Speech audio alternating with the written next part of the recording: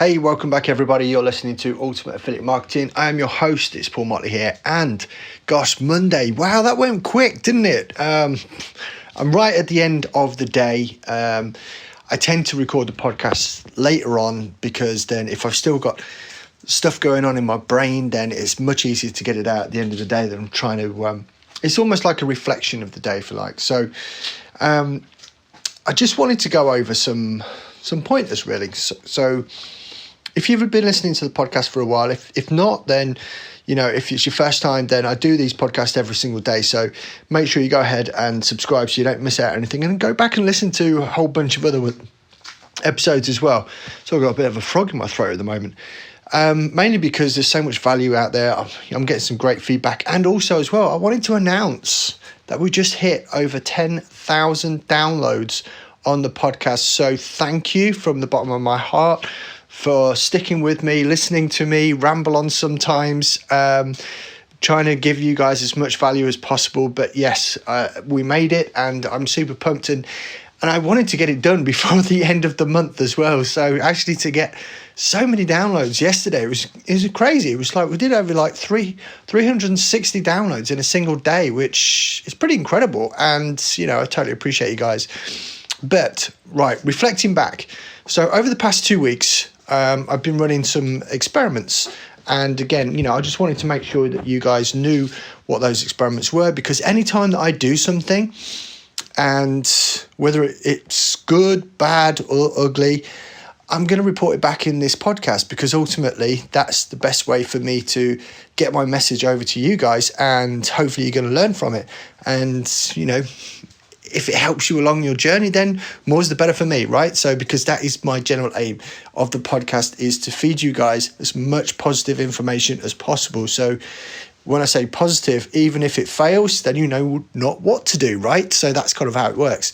So what I did was I was looking into Facebook lead ads. Now, if you're looking into paid ads, then it can be really expensive if you don't know what you're doing, right? It's a quick way to burn through cash.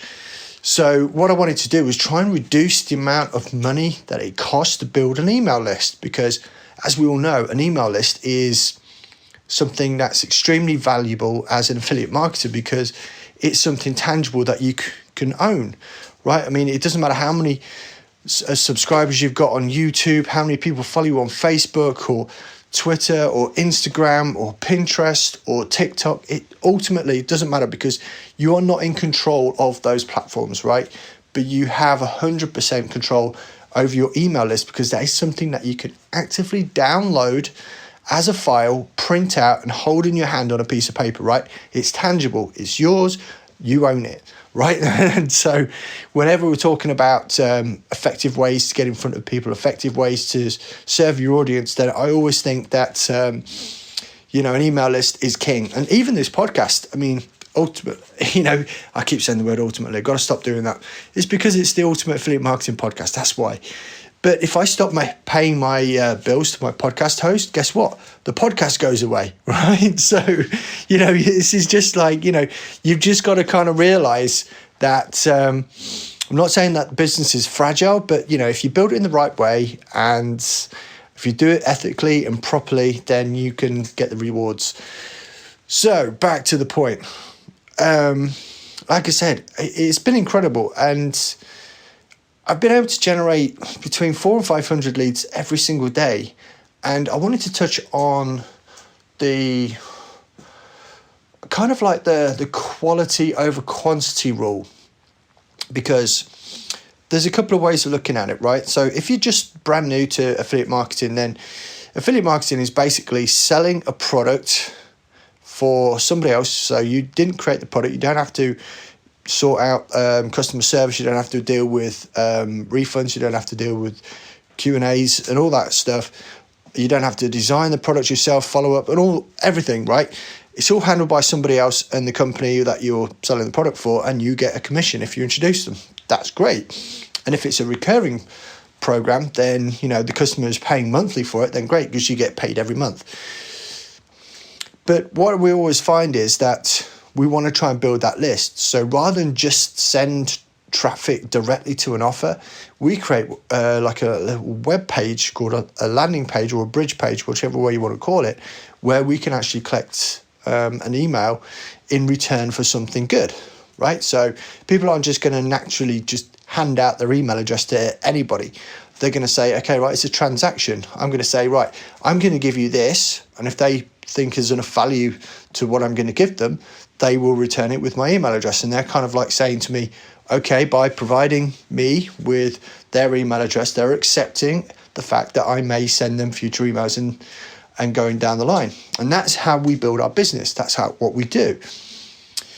But what we've found is that using paid traffic can sometimes be really expensive. So I wanted to devise a way of making it much more cheaper and much more effective. So that's what I've been doing. So I just wanted to touch on that and say that, there are better ways of doing it. And, when you're building a bridge page, you can do split tests and all sorts of things to try and make it better, try and improve the quality. And if I remember rightly, one of the things that we looked at ages ago was, let's say you've got a bridge page and you're asking people to opt in. Now, if you split test that, and if you've got a form, which basically means like somewhere for someone to put their email address in, versus you're asking people for their name, their address, and their phone number, and their email address, which one do you think is going to get a higher conversion rate? Ultimately, you want the bare minimum. So name and email. Because if you're asking for someone's phone number as well, people get a little bit sticky about that. So what I've done in the past is I've split test between the two. I've also split test between just asking for an email and not the name. And, it's a crazy one to see how it goes on. But the argument's always been is that those people that do provide more information, they might be a higher quality. But I think that really, unless you test it over time, you just don't know. Because if you think about this, let's say you have a follow-up sequence. So someone gives you their details, and then you have if you connected it with your email autoresponder, then you can send them messages and you can send them emails for a very, very, very, very long time until they unsubscribe from you, basically. But what if somewhere down the line, something triggers with them, something resonates with them, it's an offer that can solve their specific problem that they're having right now, and they go ahead and buy. You collect the commission. But what we can't do is prejudice against those people which haven't been happy enough to give more details on the front end. So I would say, again, this is crazy because it does go against some of the principles that I've thought of and talked about before. But I would say in this particular thing, and the way that I'm looking at it now, is that a larger list is better. Now we can all say I'd rather have 100 people that buy from me than 10,000 and only get one buyer. I get that, right? Simple stuff. Yep, obviously. But who's to say if you did have a 10,000 list versus 100? Then more people out of that 10,000 might be interested in an offer that you've got to share with them further down the line. So you can't just prejudge based on the initial results that you get. There's always going to be something along the lines down the way. And of course, if you are putting people and if you're sending traffic to that bridge page in the first place, if you've done your homework, if you are doing it in the right way, then they should have a reasonable amount of targeting to begin with. And that's what I've been doing with this experiment the last couple of weeks. The people which are opting in only get to see that page, this bridge page that I'm talking about, if they are qualified by way of targeting. And we talked about this before, and I did put a training together. And if you go and listen to the podcast from yesterday, you'll get a link there. To be honest with you, I am going to close it down on Friday. So if you don't go and listen to the podcast yesterday, or actually it might be the day before yesterday, because I had an interview yesterday, that's right. You've got to go and find the link. I'm making it tough for you guys, where you can go and get this training. And I've had some brilliant feedback from some of the guys that have purchased as well and gone through it today. In fact, one person said that people would be crazy if they didn't buy it because it's one of the best trainings they've had for such a cheap price. Another one said that just the whole light bulb thing came on for them. They couldn't wait to try it out on their own audiences and do it that way. So it's a validation for me, which is great. I might release it again next month. But to be honest with you, if I do, then it's going to double in price, mainly because I only want action takers to get it. Because if I'm putting my time into it and I just send it out to everybody, then I might get the wrong kind of people. The people which don't take it seriously, the people which don't implement it, the people that actually don't really take their business seriously enough to follow the instructions. And that is why sometimes when we are, whether it's product creators, course creators, or even just selling a small info product, we want a better quality of person to go for it. Because I would rather deal with a small bunch of people which are going to take the instruction and run with it and do it properly and ethically because they've invested in something, than people which are just going to take a look and go, it's not for me, and refund. Or they're going to do that and not really follow the instructions, not get the results because they haven't followed the instructions, and then complain, right? So you've got to think about it right. Don't be the refunder, right? That's the way I look at it. Anytime that I purchase something with a completely open mind about what I expect out of what I'm buying.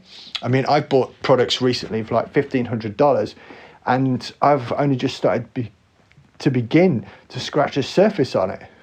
Now, it doesn't mean it's not valuable. It doesn't mean that I'm going to go and refund. It's just that at the moment I haven't had the time to focus in on it. But I know that I can get good, solid results from what I'm buying because I trust the person. And that's what it boils down to. I like the person that I bought that product from. I trusted them. And I know that I got a lot of value from their program in the future when I get around to sorting it out. So anyway, we're going to move on. Like I said, thanks again for keep listening. Love it. Going to hit you up again tomorrow because we do these every day, if you remember. God, did I say it was Monday earlier on? I think I did. It's Wednesday now. Gosh. This is the problem. When you get so much going on, sometimes I forget the days. It's because I don't have to go to a day job anymore, and that's why. I remember when I finished going to school, and people will understand this. The days started getting a bit mixed up. You had to look up what the date was, because what was the first thing you saw on the blackboard or the whiteboard, depending on how old you are, when you got into class? The date, right? And we had to write it. Remember, in the days where we had to write the date on a notepad or a workbook or whatever we were using at the time, we wrote the date every day we were there. So, yeah, apologies if I got the day wrong. I'm not going mad, honestly. Anyway, so I will catch up with you again tomorrow, and enjoy the rest of your day.